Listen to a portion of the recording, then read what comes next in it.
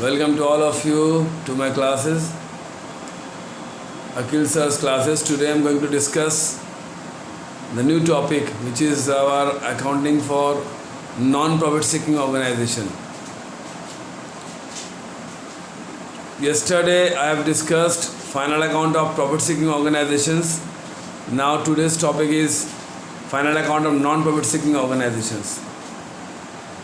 Non-profit seeking means those organizations and also professional persons, they are giving service to the people. They are not dealing with the purchase and sale of goods. So how they prepare their accounts? So non-profit seeking organization मतलब होता है those organization जो लोग service देता है, जो लोग purchase sale नहीं करता है. The examples are schools, colleges, universities, doctor, lawyer, advocate, chartered accountants, and also professional persons. They are preparing their accounts under this method. First of all, they are going to prepare receipts and payment account. After that, they will prepare income and expenditure account. And lastly, they have prepared balance sheet at the end of the accounting year. So, non-profit seeking organizations, receipt and payment account is a cash book. Like cash book, it is started with the opening balance of cash in hand, and all receipts are recorded on the debit side and all payments are recorded on the credit side. And like cash book, at the end of the accounting year, closing cash in hand and closing cash at bank is arrived. Okay. So receipt payment account is a cash book. It records all expenditure, whether it is a capital expenditure or revenue expenditure, and it records all income, whether it is a capital income or revenue income. Say for an example, if we have purchased a machinery or furniture or sports equipment, it will be recorded on the credit side of cash book. And if you have received a life membership fees or entrance fees or sale of any fixed asset, it is also recorded on the cash book debit side. So if salaries are paid, it is also recorded on the credit side.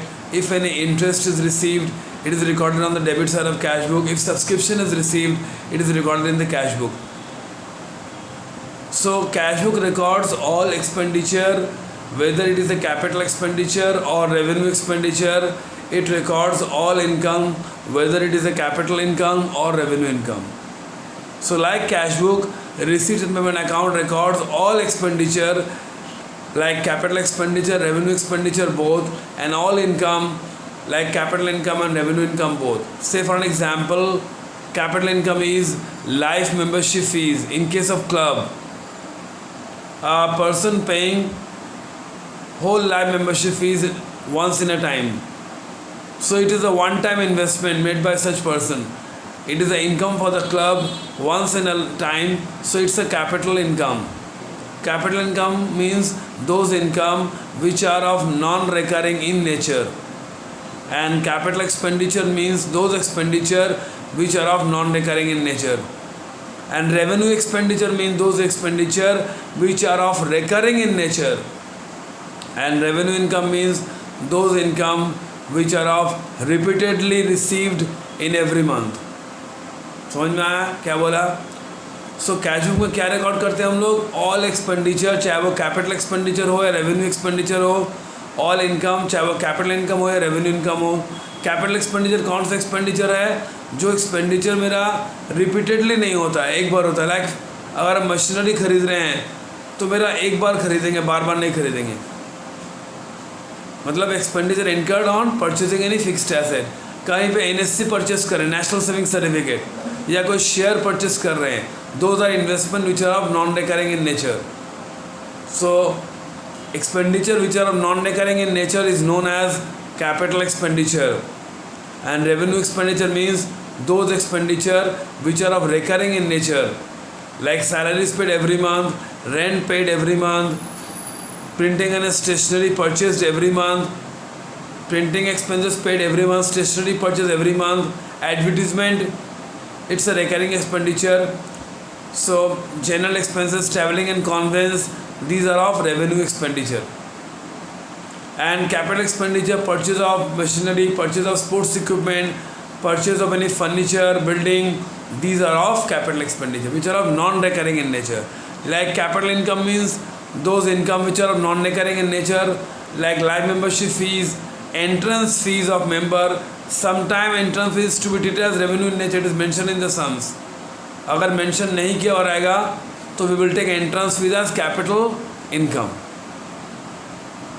तो receipt payment में क्या आता है, जो भी income होगा, capital है, revenue, बहुत आर रिकॉर्डेड, लेकिन उसमें कोई भी आउटस्टैंडिंग प्रीपेड नहीं आता है. ड्यू जो है वो हम लोग एडलेस नहीं करते. तो बोल सकते हैं कि हम लोग receipt payment account is prepared on a cash basis and income and expenditure account is prepared on a accrual basis. Accrual means cash income or cash expenditure together with all adjustments, outstanding, prepaid, advance, both are recorded in income and expenditure account. So income and expenditure account is a profit and loss account of such organization. Okay, जैसा PL बनता है वैसे ही income and expenditure account बनता है. It's a profit and loss account. Like PL account, हम लोग PL में क्या रिकॉर्ड करते हैं, revenue income and revenue expenditure. So income and expenditure account also records all revenue income and revenue expenditure. तो exam में तुम लोग को सम्स में रिसीट पेमेंट अकाउंट दिया हुआ रहेगा. From receipted payment account you have to prepare income and expenditure account. So income and expenditure में क्या होगा, रिसीट जो है वो इनकम में आ जाएगा और पेमेंट जो है वो एक्सपेंडिचर में आएगा, क्रॉस चेक. बट रिसीट से जब balance BD cash in hand रहेगा तो वो ओपनिंग बैलेंस शीट में जाएगा. और एक बात है, यहाँ पे बैलेंस शीट दो बनता है नॉन प्रॉफिट सीकिंग में. एक बनता है opening balance sheet at the beginning of the accounting year with the help of opening assets and opening liability. Opening balance sheet में कोई भी एडजस्टमेंट्स नहीं लेंगे because it is prepared at the beginning of the year, क्योंकि last years का balance से बनता है. और क्लोजिंग बैलेंस शीट बनेगा with the help of all adjustments after preparing income and expenditure account. So we are going to discuss non-profit seeking organizations.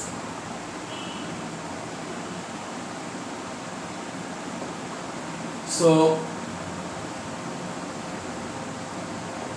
non-profit seeking organization, okay, accounts for non-profit seeking organizations.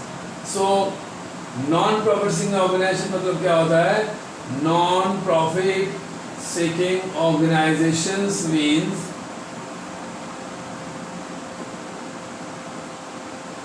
are those organizations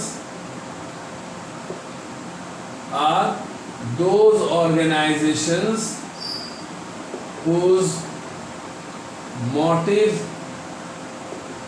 is not to earn profit. जिसका मकसद क्या होता है, profit seeking नहीं होता है.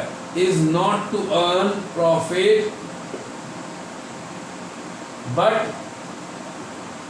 to provide service for the people. Provide service for the people. Non profit seeking का मतलब क्या होता है, जो ऑर्गेनाइजेशन का मकसद परचेज सेल नहीं होता है और जिसका मकसद प्रॉफिट नहीं होता है, but to give service to the people. They are not dealing with the purchase and sale of goods. They are not dealing with the purchase and sale of goods.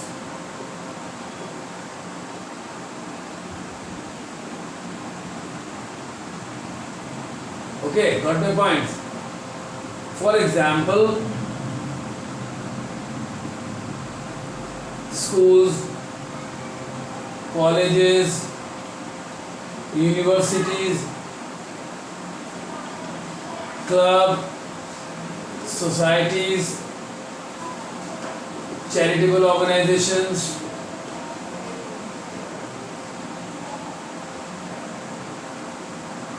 and professional persons.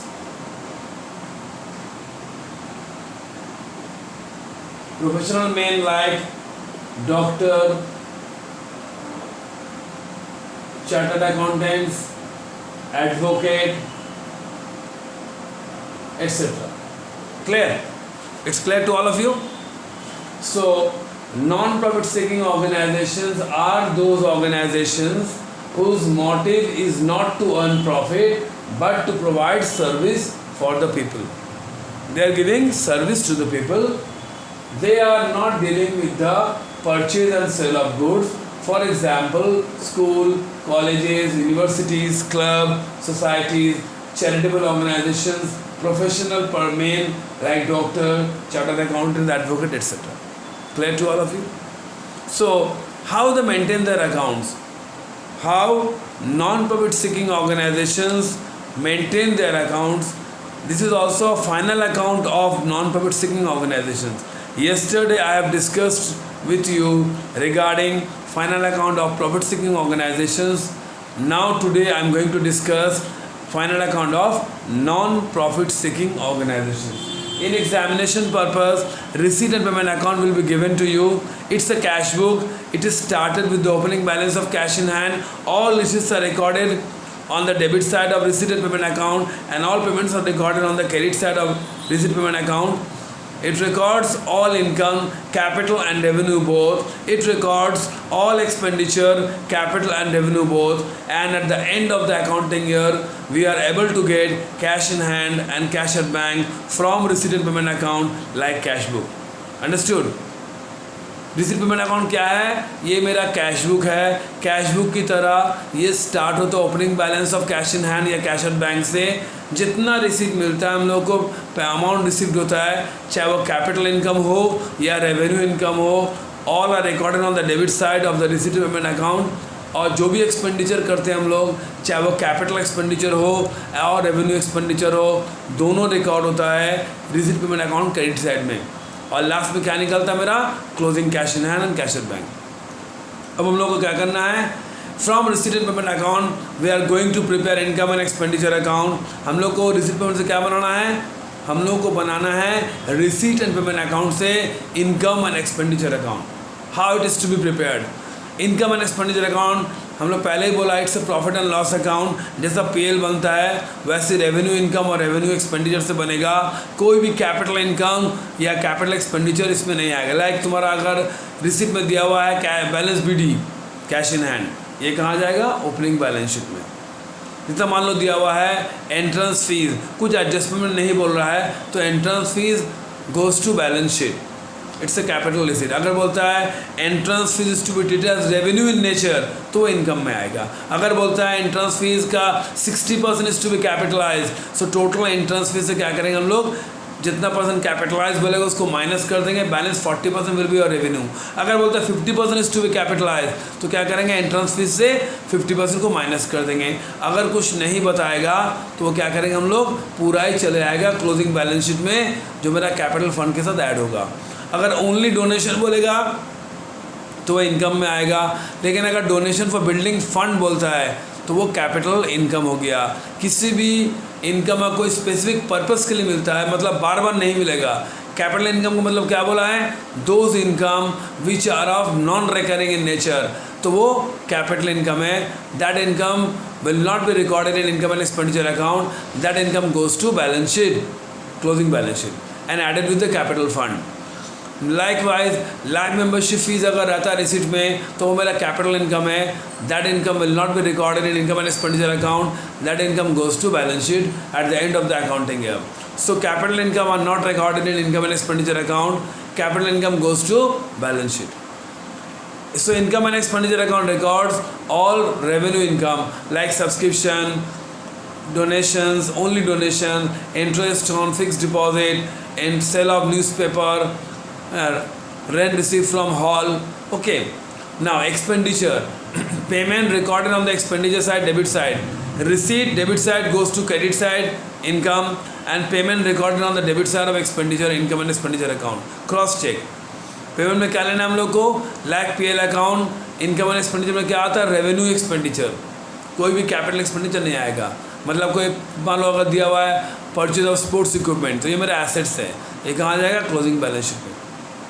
जो भी asset purchase करेंगे during the year, that asset goes to closing balance sheet. Okay, अगर रहा purchase of investment या investment in government security, तो मेरा assets में invest कर रहे हैं, वो कहाँ जाएगा? बैलेंस शीट में। ये कैपिटल एक्सपेंडिचर है। रेवेन्यू एक्सपेंस में क्या आएगा? जो रिकरिंग इन नेचर है, salaries, rent, wages, general expenses, travelling and conveyance, printing and stationery, audit fees, okay, post and telegram, ये आएगा। और क्या आएगा? लाइक पीएल अकाउंट, एसेट्स तो नहीं आता है एक्सपेंडिचर में, डेप्रिशिएशन ऑन फिक्स्ड एसेट आता है एक्सपेंडिचर में। Okay, got my point. अब यहाँ पे क्या करना होगा? Receipt payment is made on cash basis. Receipt payment amount कैसे बनता है? Is prepared on cash basis, जितना कैश मिला कितना कैश गया। लेकिन income and expenditure account is prepared on accrual basis. इसमें क्या करना होगा? सब्सक्रिप्शन में एरिया सब्सक्रिप्शन क्लोजिंग ऐड होगा, ओपनिंग लेस होगा। Subscription received in advance, closing less होगा, ओपनिंग ऐड होगा। सिमिलरली एक्सपेंस आउटस्टैंडिंग ऐड होगा, क्लोजिंग ओपनिंग आउटस्टैंडिंग लेस होगा।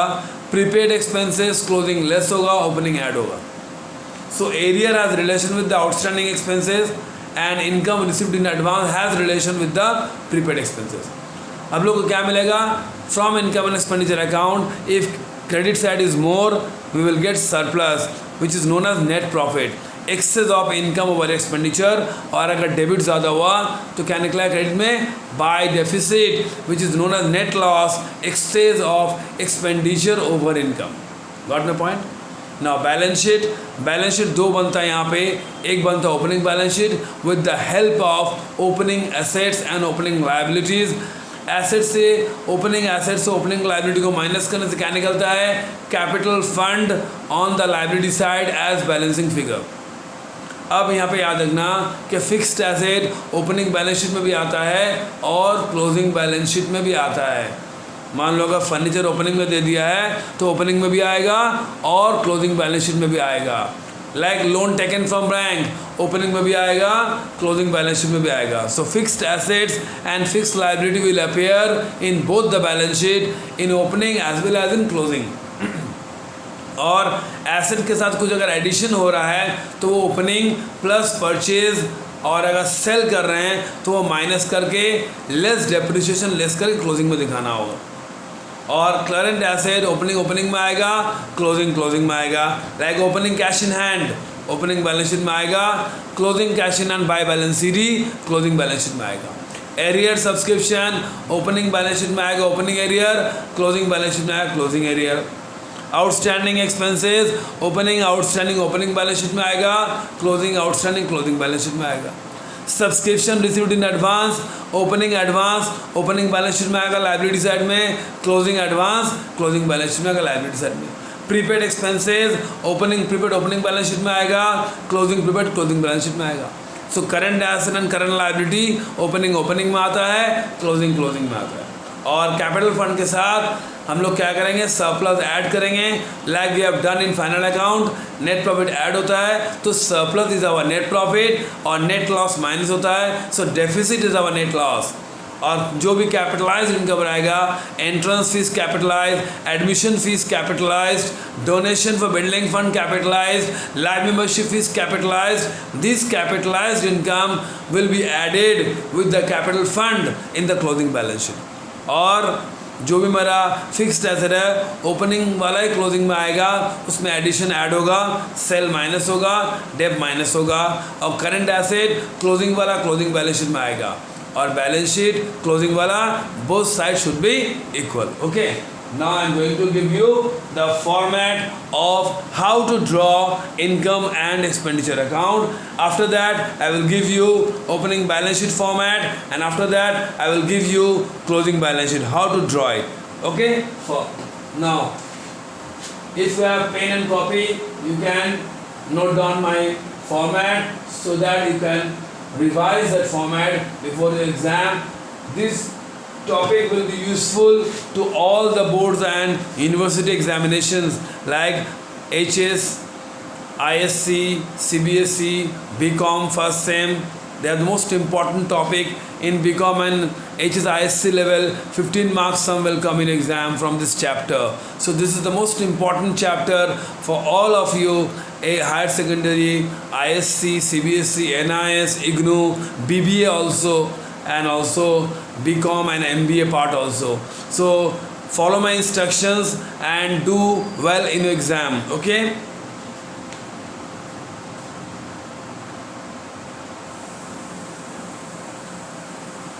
In the books of income and expenditure account for the year ended. Okay, it's a profit and loss account, so all expenses recorded on the debit side, expense and losses, and all incomes are recorded on the credit side.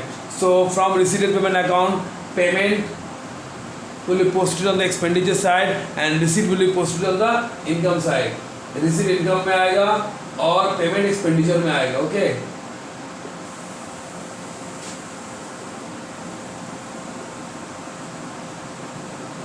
Starting with subscription. Add area subscription closing. Closing area will be added.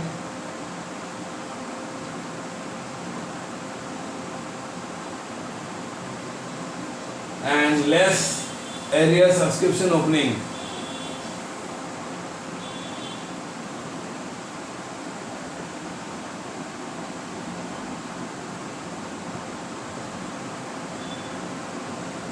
From that, add area subscription open. Add subscription received in advance opening.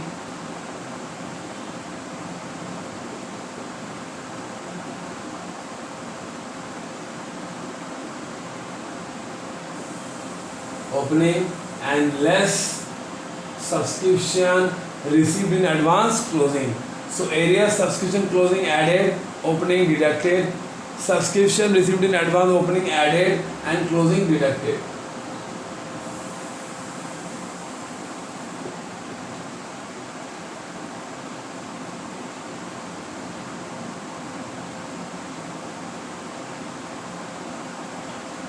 This is the adjustment of subscription. Now goes to the expenditure side. Salaries, add outstanding salaries closing.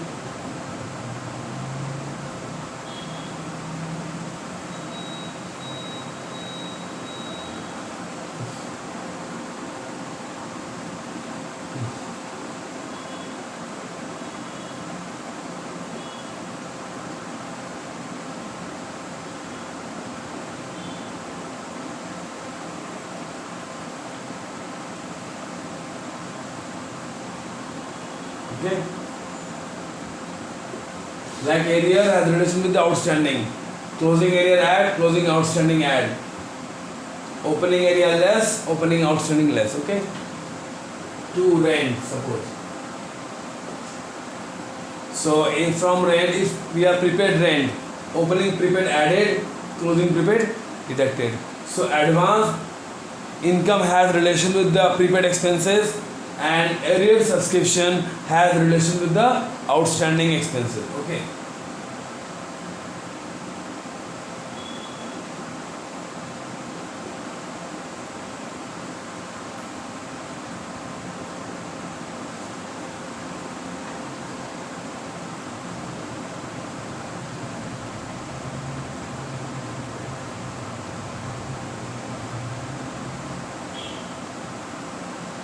Okay. Got the point? Buy subscription, add area subscription closing, less area subscription opening, add subscription received in advance opening, less subscription received in advance closing. Salaries, add outstanding salary closing, less outstanding salary opening. Rent, add prepaid rent opening, less prepaid rent closing. Okay.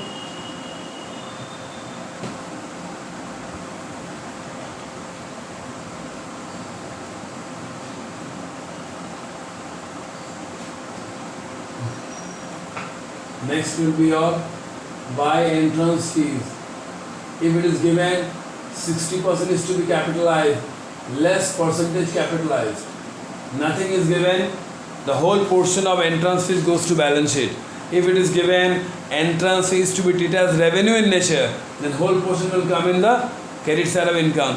If it is given 60% of the entrance fees to be capitalized, so from total entrance fees you have to deduct the percentage which is capitalized. So तीन तरीके से हम लोग entrance fees को treat कर सकते हैं.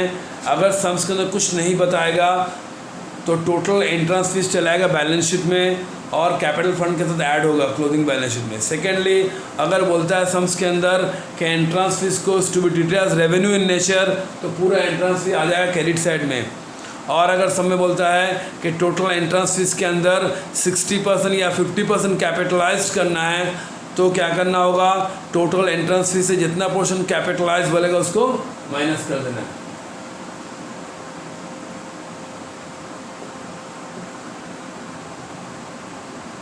अगर ओनली डोनेशन बोलेगा तो आएगा, लेकिन अगर बोलता है डोनेशन फॉर बिल्डिंग फंड, वो नहीं आएगा. Okay, bye interest on investment ये आएगा यहाँ पे. अगर कुछ एक्रूड इंटरेस्ट रहा तो वो ऐड होगा. जो रिसीवेबल है, ठीक है. और किसी भी एसेट को सेल करने के बाद सेल ऑफ एसेट्स नहीं आता है, वो एसेट से माइनस होता है, लेकिन उसका प्रॉफिट या loss on sale of fixed asset वो आएगा. यहाँ लिखेंगे by profit on sale of fixed assets.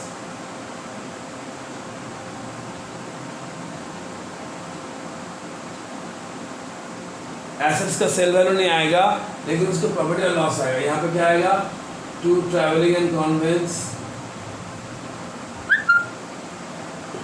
To postage and telegram, to printing and stationery. मतलब जैसा पीएल बनता है वैसे आएगा. टू ऑडिट फीस, सीए को दिया जाता है चेक करने के लिए books. To general expenses, to loss on sale of fixed asset. Profit आया क्रेडिट में, लॉस आएगा डेबिट में.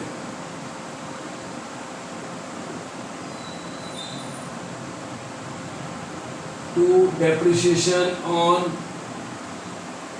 Furniture, building, sports equipment.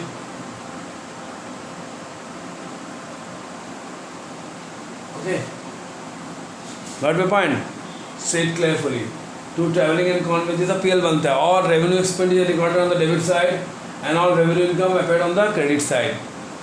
To postage, to printing and stationery, to audit fees, to general expenses, to loss on sale of fixed assets, to assets नहीं आता है lack PL, debt will be recorded on the debit side of expenditure.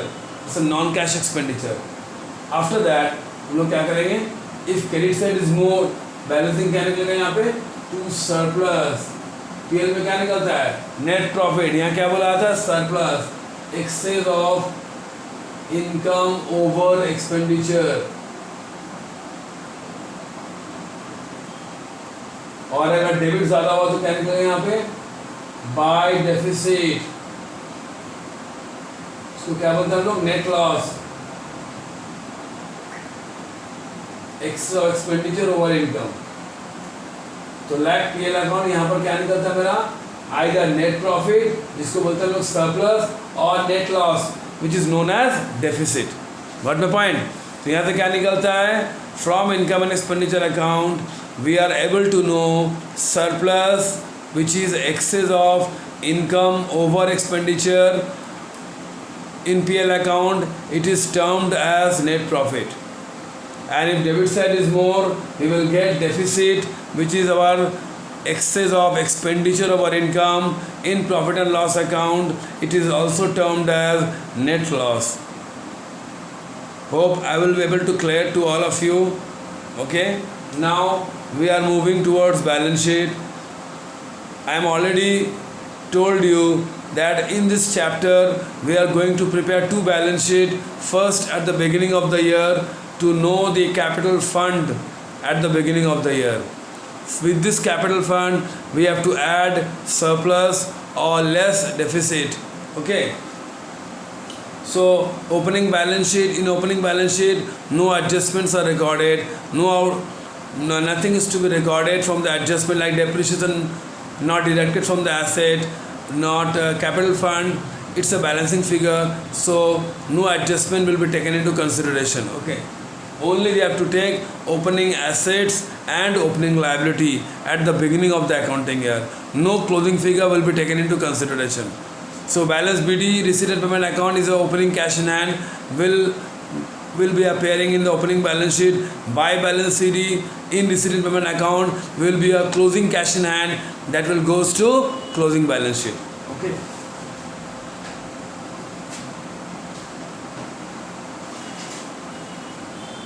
This chapter is the most important chapter for 11 Commerce, ISC, CBSC, HS, NIS and IGNOU, BCom first sem exam, and also BBA and MBA also. So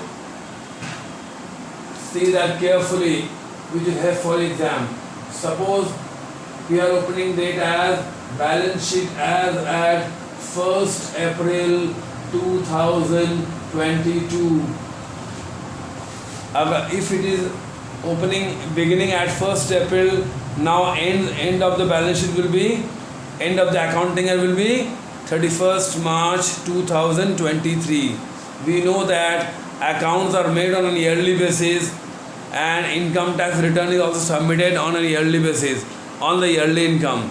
So we know balance sheet prepared, format is liabilities, amount column will be 1 because no adjustments are taken into consideration.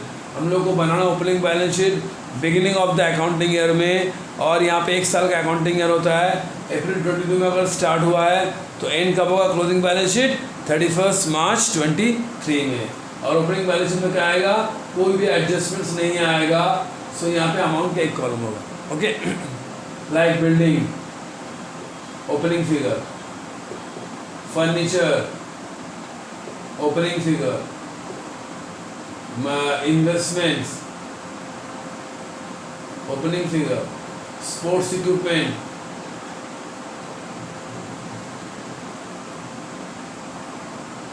opening figure. Next area subscription, ये मेरा fixed asset है, opening में भी आएगा closing में भी आएगा. यहाँ से करंट एसेट स्टार्ट हो रहा है, ये मेरा ओपनिंग एरियर ओपनिंग में आएगा, क्लोजिंग एरियर क्लोजिंग में आएगा. Stock of goods,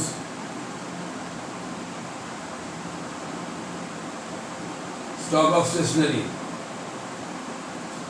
opening stock of stationery opening में आएगा, closing stock of stationery closing में आएगा.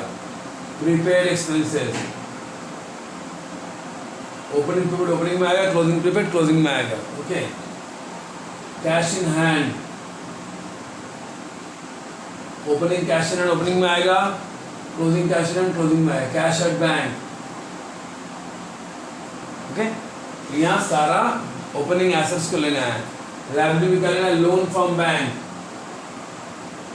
It's a fix liability.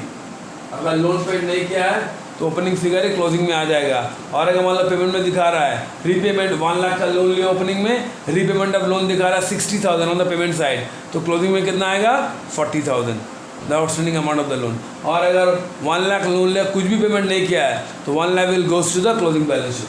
Okay,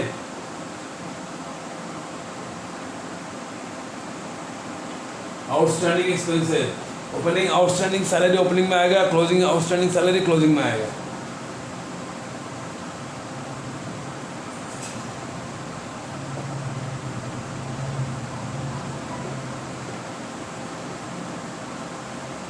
subscription received in advance, opening advance opening balance sheet में आएगा, closing balance sheet closing advance closing balance sheet में आएगा.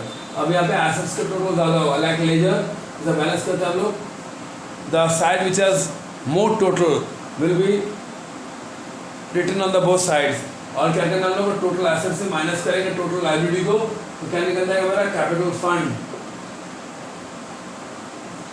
पूरा balancing निकलेगा। So capital fund is total of opening assets minus total of opening liability.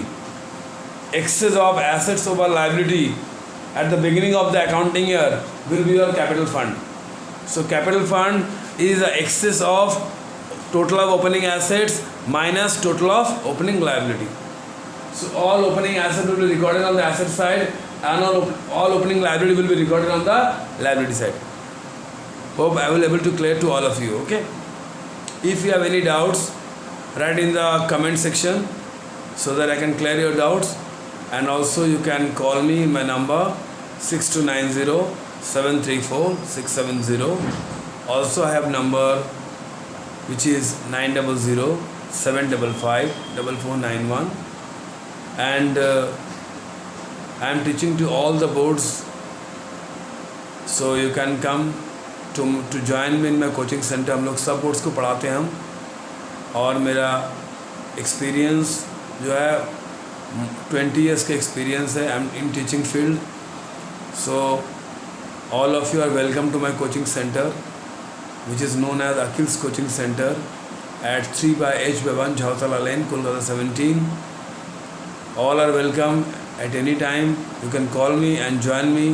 I am charging reasonable fees and I am teaching with individual attention. मेरा fees nominal fees है, affordable fees है, और हम individual attention देके पढ़ाते हैं। And taking care of all the students are equal to me. एंड मेरा रिजल्ट जो है एवरी ईयर 90% स्टूडेंट स्कोर करता है एवरी एग्ज़ाम में। So without any hesitations all of you can join me in my centre as soon as possible. Okay, thank you. Now next portion will be our balance sheet as a closing figure at the end of the accounting year. यहाँ balance sheet 2 बनता है, format दे दिया हम income and expenditure account का। Now I am going to discuss balance sheet at the end of the accounting year. Balance sheet as at suppose April 22 में start होता है, एंड कब होगा, मार्च 23 में। यहाँ पे हम लोग क्या करेंगे, balance sheet is prepared with all the adjustments. Okay, capital fund लेना है यहाँ पे ओपनिंग बैलेंस शीट से।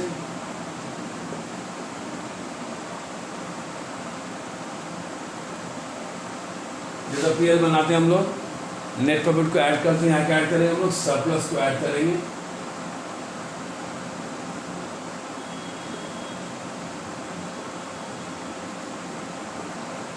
और क्या लेस करेंगे हम लोग, less deficit.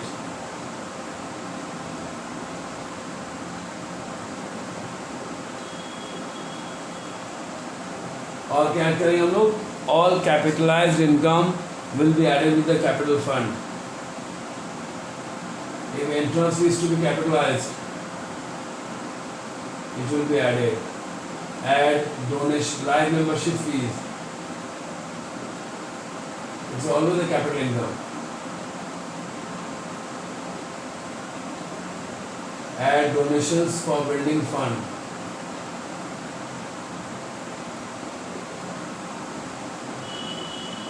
For any fund.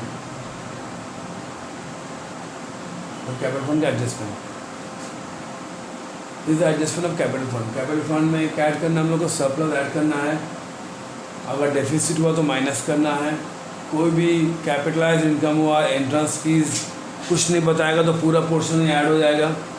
और अगर रेवेन्यू बोलेगा तो कुछ भी यहाँ नहीं आएगा, इनकम एंड एक्सपेंडिचर में आएगा। और अगर बोलता है 60% या 50% इज टू बी कैपिटलाइज, तो जितना पोर्शन कैपिटलाइज बोलेगा उतना पोर्शन ऐड होगा। लाइफ मेंबरशिप भी हमेशा कैपिटल फंड में ऐड होता है, इनकम एंड एक्सपेंडिचर में आता ही नहीं है।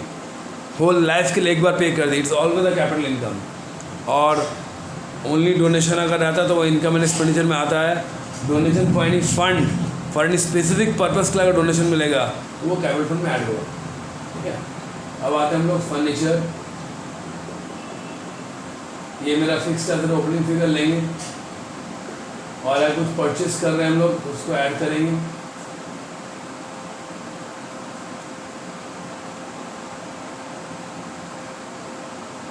और अगर सेल कर रहे हैं कुछ तो उसको माइनस करेंगे,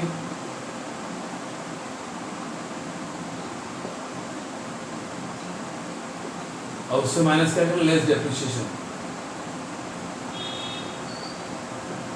ठीक है, तो हम पहले ही बोला था कि फिक्स्ड एसेट ओपनिंग में भी आता है और क्लोजिंग में भी आता है। नेक्स्ट इज बिल्डिंग, ये मेरा फिक्स्ड एसेट है, ओपनिंग फिगर लेंगे, ऐड करेंगे। अब परचेस कहाँ से मिलेगा हम लोग, पेमेंट से मिलेगा। कोई भी एसेट का एडिशन जो कहाँ से मिलेगा हम लोग, पेमेंट में। हम लोग को मालूम है कि receipt payment account is prepared on cash book basis और cash basis. It records all in expenditure like capital and revenue both, and it records all income whether capital or revenue both.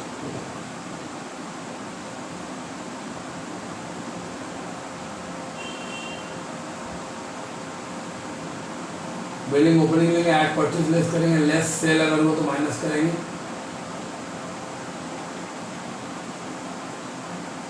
और उससे क्या less करेंगे हम लोग, less depreciation.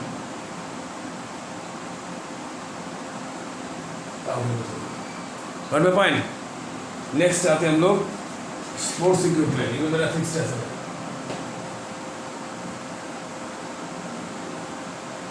Sports equipment क्या मेरा fixed है, ये मेरा फिक्स्ड एसेट है।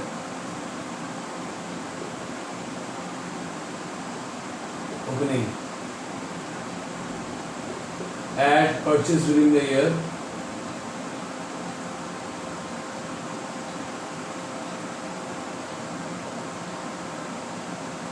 इसे माइनस क्या करेंगे, लेस डेप्रिसिएशन। नेक्स्ट आते हैं हम लोग इन्वेस्टमेंट्स। ये भी इसका देखो एडिशन दिया रहेगा पेमेंट में। ओपनिंग,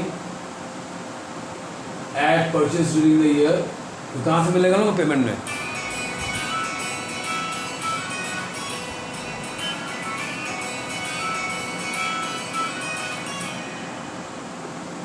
लेस और add accrued interest investment add हो। ठीक है,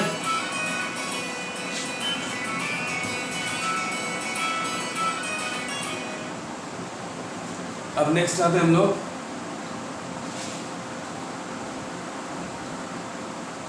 इन्वेस्टमेंट का। ओपनिंग के साथ परचेज ऐड होगा, ऐड क्या होगा, एक्रूड इंटरेस्ट और इन्वेस्टमेंट।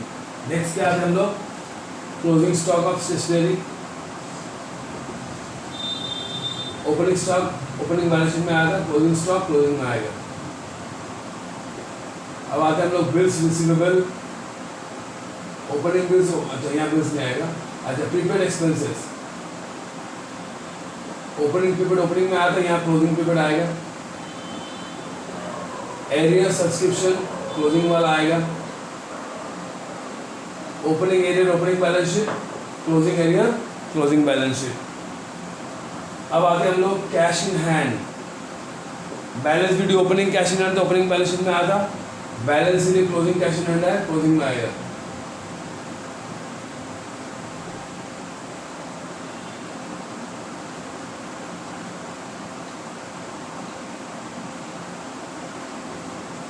इससे क्या समझ में आया कि जब हम लोग क्लोजिंग बैलेंस शीट बनाएंगे, फिक्स्ड एसेट ओपनिंग वाला है क्लोजिंग में आएगा और उसमें एडिशन ऐड होगा फिक्स्ड एसेट में। और करंट एसेट में ओपनिंग में आता है, जैसे closing stock of stationery closing में आ रहा है। Opening stock of stationery opening में गया था। Prepaid expense opening prepaid opening balance sheet में आया था, क्लोजिंग प्रीपेड क्लोजिंग में आएगा। Arrear subscription opening arrear opening balance sheet में आता है, क्लोजिंग एरियर क्लोजिंग में आता है। Cash in hand opening cash in hand opening balance sheet, closing cash in hand closing balance sheet. Cash at bank opening cash at bank opening balance sheet, closing cash at bank closing balance. तो इसे क्या समझ में आया कि current asset opening में आता है, क्लोजिंग में आता है। फिक्स्ड एसेट ओपनिंग में भी आता है और क्लोजिंग में भी आता है। उसमें क्या ऐड करते हैं हम लोग, एडिशन को ऐड करते हैं, purchase. Okay, got the point. Now I am going to give you the liability side remaining format. After that we will close our session today. Okay, now after capital fund, loan from bank.